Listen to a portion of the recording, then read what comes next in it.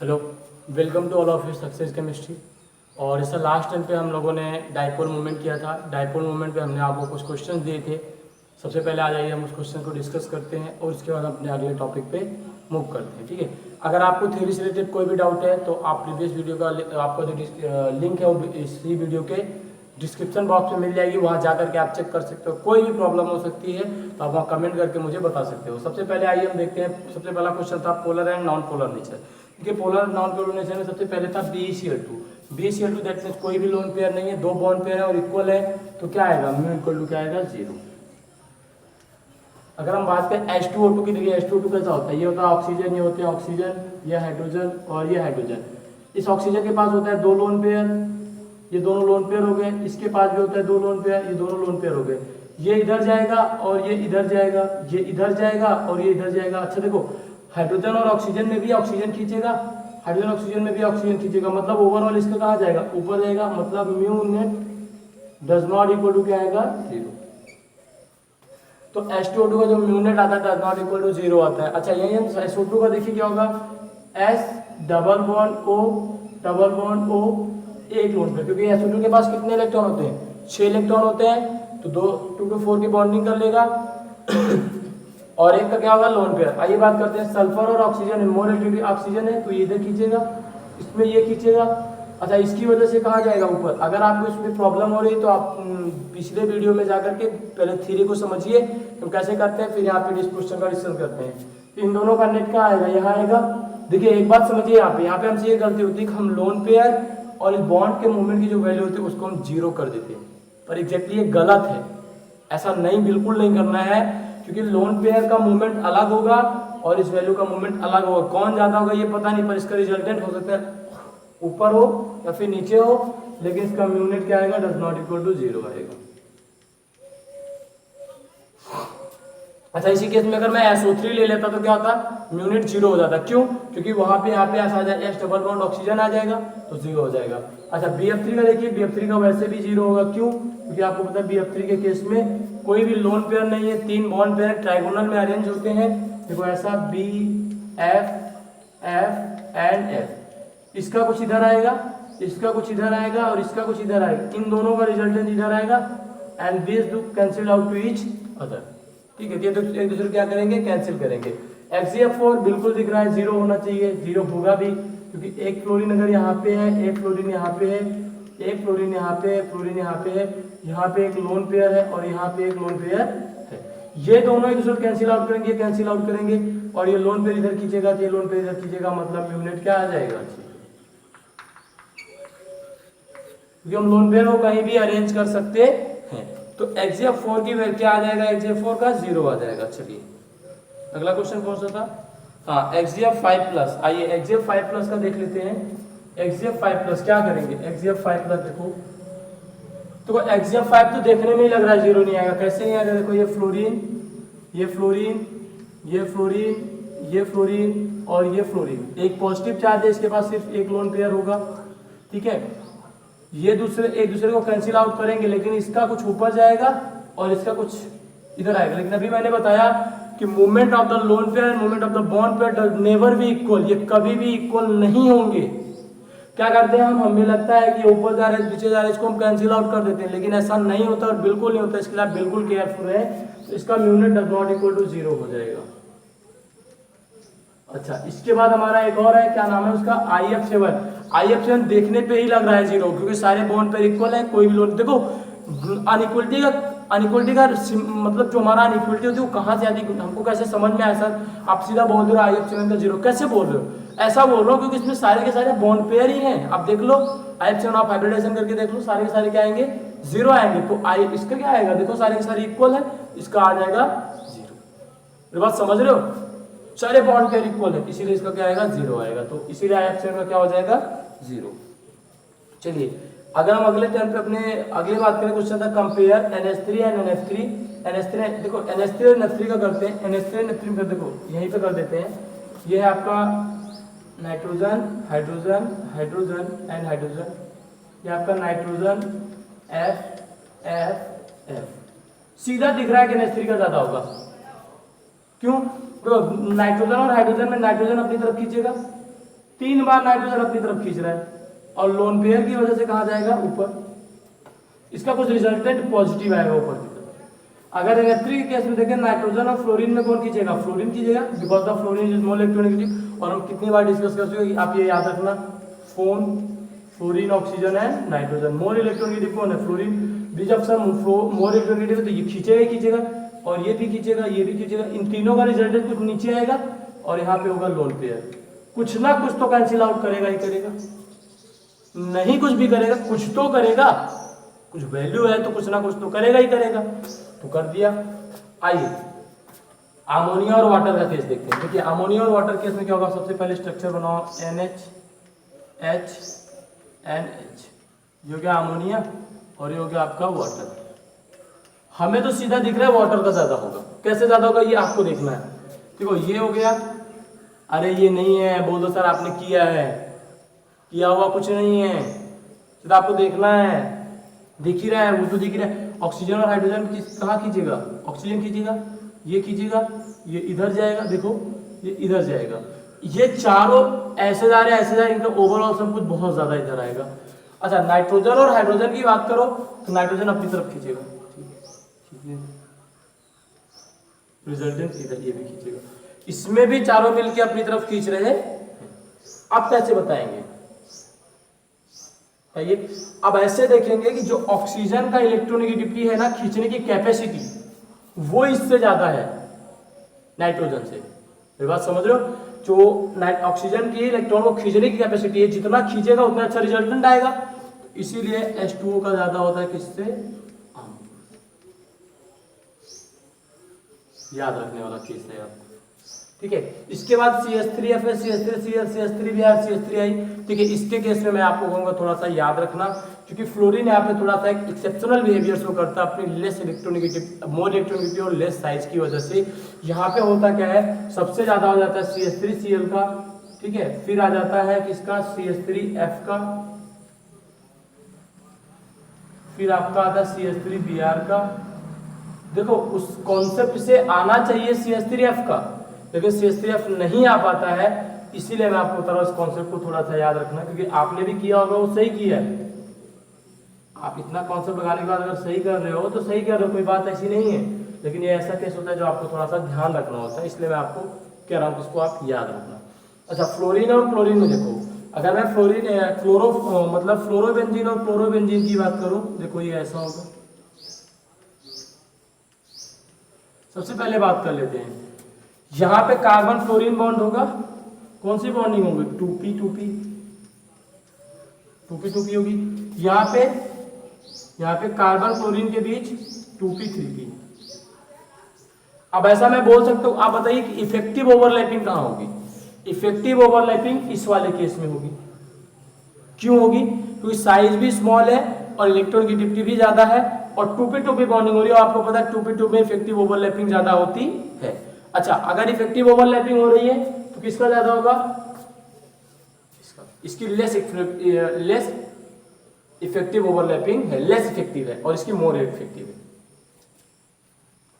चलिए तो ये क्वेश्चन हमने देखा, तो हमेशा बोल सकते हैं अगर मॉलिक्यूल ओवरलैप कर रहा है तो इलेक्ट्रॉन का ट्रांसफर क्या होगा, कम हो जाएगा।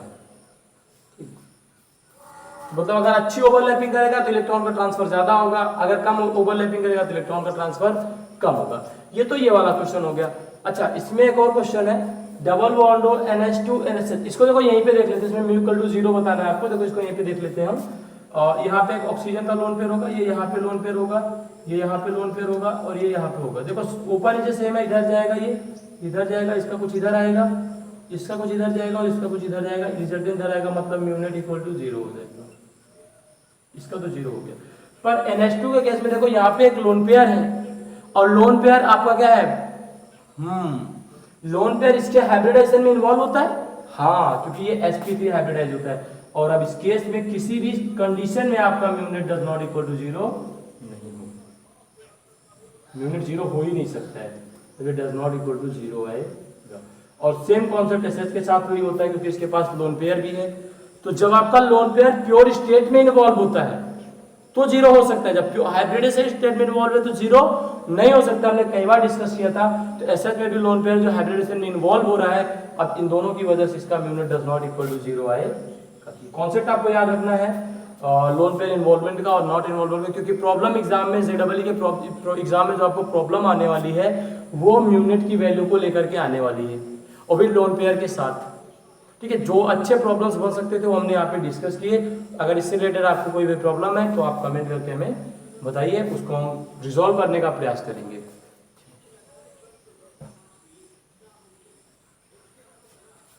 चलिए आज का हम अपना टॉपिक स्टार्ट करते हैं, जिसका नाम है फेजांस रूल। ठीक है, क्योंकि अब हमारा टॉपिक है बैक बॉन्डिंग इसके बाद, तो बैक बॉन्डिंग पढ़ने से पहले हम फेजांस रूल पढ़ लेते हैं। एक्चुअली फेजांस रूल हमको बहुत पहले पढ़ना था, ठीक है, लेकिन मैंने कुछ कारण की वजह से नहीं पढ़ाया। अब आप समझ ही रहोगे मैंने क्यों नहीं पढ़ाया। पढ़ाना बहुत पहले चाहिए था बट मैंने नहीं पढ़ाया, मेरी इच्छा नहीं हुई। ठीक है, तो चलिए स्टार्ट करते हैं फेजांस रूल।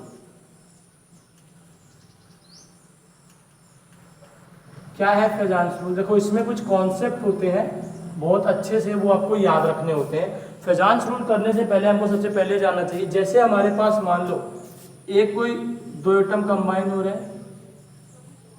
ठीक है, अगर हमारे ये दो एटम कंबाइन हो रहे हैं, let me suppose that this, अगर ये हमारे दोनों एटम कंबाइन हो रहे हैं, ठीक, चलिए एक पॉजिटिव है एक निगेटिव है। चलिए ये जो पॉजिटिव है अगर ये अपना क्या करेगा, इलेक्ट्रॉन देता है तो अपनी साइज को कम करेगा, और जो निगेटिव है ये इलेक्ट्रॉन को क्या करता है, एक्सेप्ट करता है। अब ये अपनी साइज को क्या करेगा, बढ़ाएगा। इसने अपना इलेक्ट्रॉन दिया है तो इसकी पता करते हैं हम polarising power.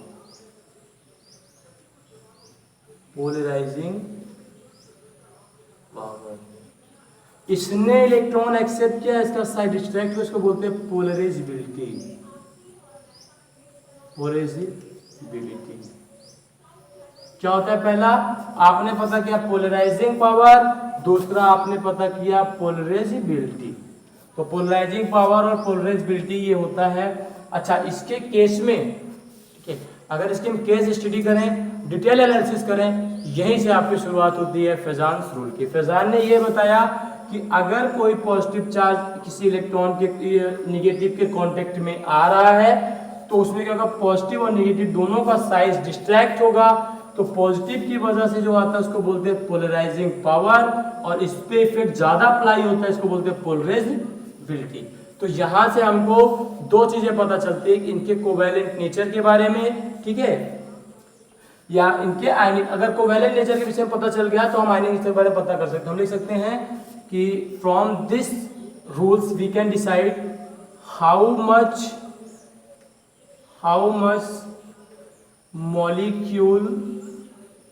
molecules are covalent। बात समझने का प्रयास किए।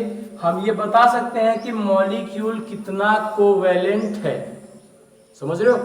आयनिक नेचर भी आप बता सकते हो और इसके थ्रू आप कोवैलेंट नेचर भी बता सकते हो। हमको कुछ कॉन्सेप्ट याद रखने होंगे, वो ऐसे हैं, देखो वो थोड़ा सा आपको याद रखना पड़ेगा, थोड़ा सा फॉर्मूला अच्छा है। कोवैलेंट नेचर मैं यहीं पे डिस्कस करता हूं। कोवैलेंट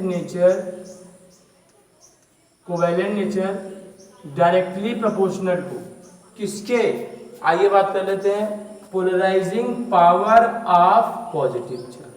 मतलब पॉजिटिव चार्ज जितना पोलराइज कराएगा उतना ही नेचर कैसा होगा, कोवैलेंट। क्यों? जितना पोलराइज कराएगा बॉन्ड उतना ही रोटेट होता जाएगा, पोलराइज होता जाएगा। तो आपको क्या याद रखना है कि पॉजिटिव चार्ज की पोलराइजिंग पावर जितनी ज्यादा होगी उतना ही अच्छा हमारा क्या होगा, कोवैलेंट नेचर होगा। अच्छा, एक और बात, अगर इसमें हम डिस्कस करें निगेटिव की, उसकी भी पोलराइजिबिलिटी या पोलराइजिंग पावर पे ये डिपेंड करता है। मतलब देखो जब इसका ज्यादा होगा तो इसका कम हो ही नहीं सकता, लेकिन आप इसको पीपी ना लिख करके पी निगेटिव लिखना, क्योंकि गलती हो जाएगी आपसे और हमारा काम है गलतियों को सुधारना। तो पोलराइजिंग पावर और पोलराइजिबिलिटी ये हो गया। तीसरी सबसे बड़ी बात होती है चार्ज।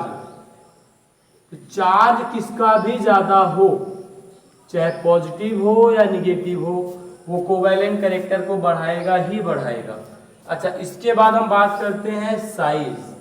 हाँ, साइज ऐसे कैसा डोमिनेटिंग फैक्टर होता है जो यहाँ पे इनवर्सली रिलेट करता है। अगर डायरेक्टली की बात करूँ तो निगेटिव आता है, और इनवर्सली की बात करूँ तो साइज पॉजिटिव का आता है। देखो एक बात समझो, अब इसको कैसे है, देखो साइज, देखो अगर जितना मतलब साइज कम होगा मॉलिक्यूल उतना, जैसे आप फ्लोरीन और क्लोरीन ले लो, याद रखने का तरीका, जितना ही कम साइज होगा उतनी तेजी से इलेक्ट्रॉन को एक्सेप्ट करेगा, जितनी तेजी से इलेक्ट्रॉन को एक्सेप्ट करेगा उतना ही अच्छा कोवैलेंट नेचर आएगा।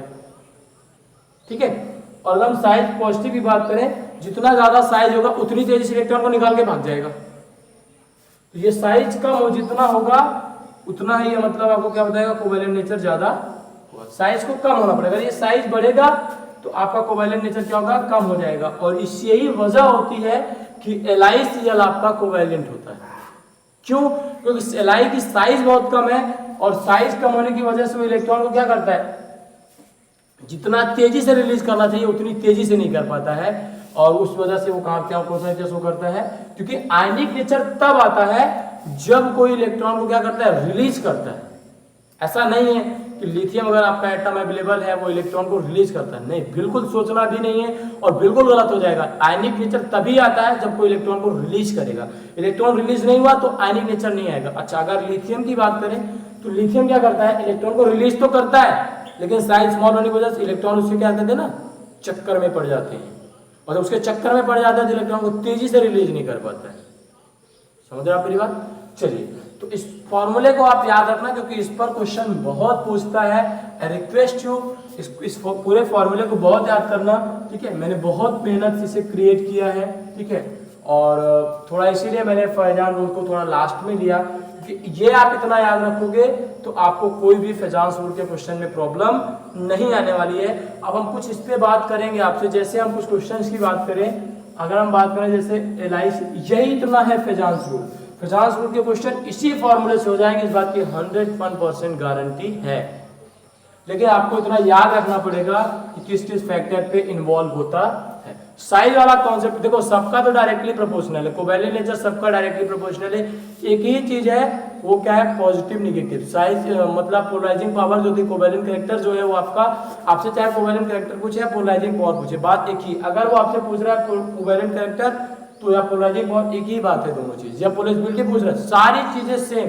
ये तीनों में से कुछ भी आपसे पूछता है तो आपको चार्ज और साइज के रेशियो से ही हमेशा बताना है। चलिए ठीक है, थोड़ा सा मैं आगे एक क्वेश्चन कराता हूँ आपको। वो क्वेश्चन है LiCl, NaCl, KCl, RbCl। LiCl, NaCl, KCl and RbCl। देखिए, इन तीनों का केस में आपको क्या करना है, आपको डिस्कस करना है और आपको बताना है। चलिए बताइए क्या बताना है। चलिए हमको ये बताना है कि ये जो आपका कोवैलेंट कैरेक्टर बताना है। अब देखिए साइड देख लीजिए आप, सब में एनायन क्या है, कॉमन है, तो अभी एनायन से कुछ नहीं होने वाला। मैं आपको क्वेश्चन करने का तरीका बता रहा हूँ, फैजान रूल के क्वेश्चन कैसे किए जाते हैं। ब्लंडली लोग बहुत मिस्टेक करते हैं, इसलिए मैं आपको करा रहा हूँ, आप करके देखो। तो लिथियम डिफरेंट है यहाँ पे एटम, इससे देखो आप, इनका साइज क्या हो रहा है, बढ़ रहा है। अगर मैं साइज का ऑर्डर देखूँ तो कुछ ऐसा आएगा, इंक्रीजिंग में आएगा, Li Na+ KCl है ना, सॉरी K प्लस फिर आपका है Rb। जब साइज ऐसे आएगा तो आपको खुद ही पता चल गया कोवैलेंट नेचर कैसे आएगा। हाँ बिल्कुल, तो LiCl का सबसे ज्यादा, फिर आपका NaCl, फिर आपका KCl, फिर आपका RbC। ये तो इसकी बात हो गई। अच्छा, इसके बाद अगर हम अगली बात करें आपकी NaF, NaCl, NaBr, NaI, एक क्वेश्चन और है जिसमें Na को कॉमन रखा है, NaF, NaCl, NaBr and Na। ये होगा। अच्छा देखो, मैं अगर इसमें आपकी बात करूं NaF, NaCl, NaBr, Na, इसके केस में क्या होगा, चलो देखिए, यहां से सोडियम कॉमन है सब में, सोडियम को हटा दो, किसको ले लो, fluorine minus, Cl minus, Br minus and I minus, है ना। तो देखो आप इस केस में क्या करोगे, अब आप किसके पास जाओगे, साइज के पास। जैसे जैसे एनायन की साइज बढ़ेगी वैसे वैसे कोवैलेंट कैरेक्टर बढ़ेगा, जैसे जैसे साइज बढ़ेगी वैसे वैसे कोवैलेंट कैरेक्टर बढ़ेगा। तो अगर हम कोवैलेंट कैरेक्टर की बात करें तो ये साइज का ये ऑर्डर आया, तो कोवैलेंट कैरेक्टर का भी सेम ऑर्डर आएगा, मतलब NaF का सबसे कम कोवैलेंट कैरेक्टर होगा, फिर NaCl का होगा, फिर आपका NaBr का होगा, और फिर आपका NaI का होगा। ये दूसरा क्वेश्चन था, ठीक है। ऐसे ही क्वेश्चन आपके फजांस रूल में करता है और आपको क्वेश्चन में गुमराह करने का प्रयास करता है। अगर मैं थर्ड क्वेश्चन की बात करूं, NaCl,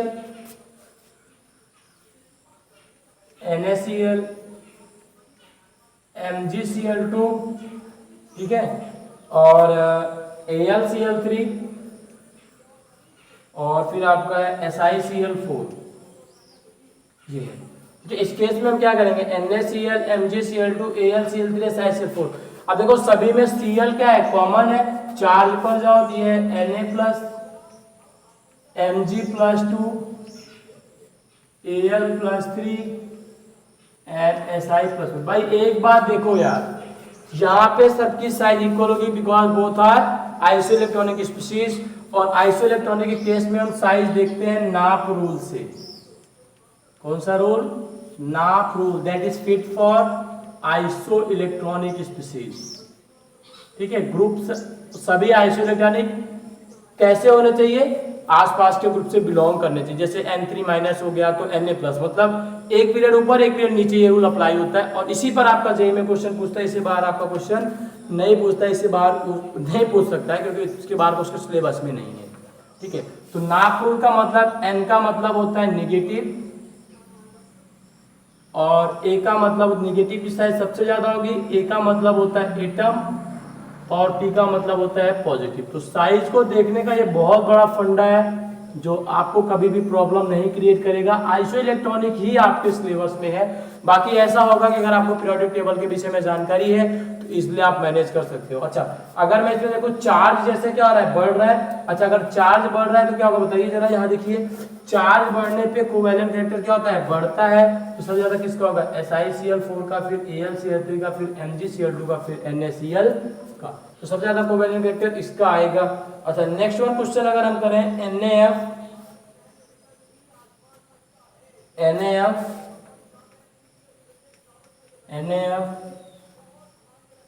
Na2O2,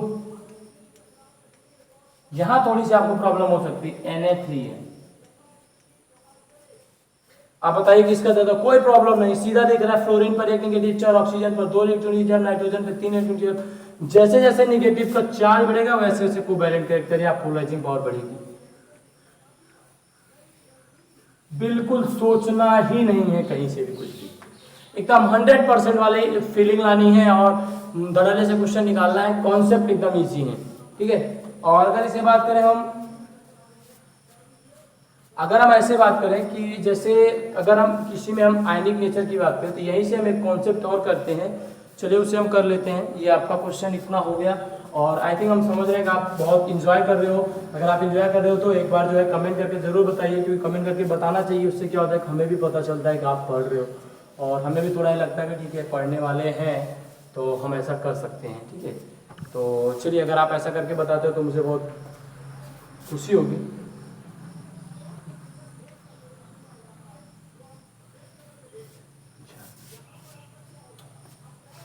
हाँ आइए, देखो हमारा क्या टारगेट होता है, हमेशा हम थ्योरी पे फोकस नहीं करते, ज़्यादा हम थ्योरी पे फोकस नहीं करते, हम ज़्यादा कॉन्सेप्ट पे फोकस करते हैं। क्या पॉइंट आपको याद रखने हैं वो पॉइंट आप याद रखो और क्वेश्चन निकालो, ठीक है। अगर हम बात करें आयनिक नेचर की, जो आयनिक नेचर होता है, ionic nature is directly proportional to polarity of molecule. किसकी, हाँ, polarity of molecule, polarity of molecule and directly proportional to melting point of solid। ओहो सर जी ये क्या कह दिया, हाँ ये ऐसी बात कह दी आपको अब मेल्टिंग पॉइंट निकालने में प्रॉब्लम नहीं होनी है, आयनिक नेचर पता करो और मेल्टिंग पॉइंट ले जाओ, समझ रहे हो। बहुत बड़ी बात कह दी मैंने ये। अगर आपसे मेल्टिंग पॉइंट पे क्वेश्चन करता है तो आप आयनिक नेचर पता करो और अपना आंसर ले जाओ। समझ रहे हो आप मेरी बात? चलिए, अगर इसमें हम डिस्कस करें, आपसे क्वेश्चन की बात करें, CSF KCl, ठीक है, CaO एंड MgO, इसमें आपसे पूछा है कि मेल्टिंग पॉइंट का ऑर्डर बताइए, या फिर इसको बोल सकते हो ऑर्डर ऑफ पोलैरिटी, या फिर आप बोल सकते हो कुछ भी, आयनिक नेचर, जो भी आप बोल सको। देखो, अगर मैं इसमें आयनिक नेचर को डिस्कस करने जाऊं तो मैं किस चीज को डिस्कस करूंगा? इलेक्ट्रॉन रिलीज करने की टेंडेंसी। देखो, ये पूरा सीक्वेंस में ही लिखा हुआ है। CSF बहुत इजीली इलेक्ट्रॉन निकालेगा। क्यों? क्योंकि CS उतनी ही तेजी से निकालने वाला है, फ्लोरीन उतनी तेजी से एक्सेप्ट करने वाला है कि सबसे तेजी से इलेक्ट्रॉन को निकालेगा। अच्छा, KCl में कंपेरिजन में, अच्छा KCl और CaO में क्या है कि Ca को 2 इलेक्ट्रॉन निकाले, इन दोनों के देखो क्या है, 2 इलेक्ट्रॉन निकाले। पहला तो निकालेगा, लेकिन दूसरे के टाइम थोड़ी सी प्रॉब्लम होगी, और इसमें एक ही इलेक्ट्रॉन को निकालना है, इसलिए इसका आयनिक नेचर ज्यादा होगा। अच्छा, इन दोनों केस में ये एक तो निकालेगा, एक निकालने के बाद ये आपका हो जाएगा 3s1, Mg हो जाएगा 3s1, और ये आपका हो जाएगा 4s1। और आपको भी पता है कि एक इलेक्ट्रॉन निकालने के बाद अगर एक 3s1 से जा रहा है, 4s1 से जा रहा है, तो कौन इजीली निकलेगा? तो वो निकलेगा CaO। जब CaO इजीली निकलेगा तो क्या होगा? इसका मतलब आयनिक नेचर ज्यादा होगा और इसका ज्यादा होगा। तो ये क्वेश्चन आपका एग्जाम में पूछा हुआ है IDJEE के, ठीक है, वहां पे मेल्टिंग पॉइंट करके पूछा था, और यहाँ मैं आपको एक आयनिक नेचर से बता रहा हूँ। तो ऐसा मत घबराना, मेल्टिंग पॉइंट पूछा तो रिपीट तो करेगा नहीं, तो आयनिक नेचर पूछ सकता है। तो आप इस चीज को थोड़ा सा कॉन्सेप्ट को याद रखना, ठीक है। अगर एक क्वेश्चन मैं और करूं, BeCl2, ठीक है, MgCl2, ठीक, अगली बात करूं मैं CaCl2 एंड SrCl2। अरे कोई बात नहीं है, देखते जाओ, साइज क्या हो रही है, बढ़ रही है, इसलिए इलेक्ट्रॉन को निकालेगा तो आयनिक नेचर बढ़ेगा, सोचना ही नहीं है इतना। तो आयनिक नेचर और मेल्टिंग पॉइंट पे आपसे क्वेश्चन पूछ सकता है, ठीक है। तो ऐसे कॉन्सेप्ट को आप ध्यान में रखना, और आपको प्रॉब्लम ना आए, इसलिए जो भी प्रॉब्लम हो आप मुझे कमेंट बॉक्स में जरूर करके बताना।